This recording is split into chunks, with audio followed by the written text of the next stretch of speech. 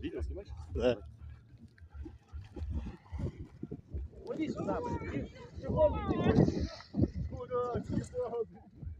Ебать, воды полно. Это хуже всего, ебать, я с такими долбоебами еще не плавал, нахуй.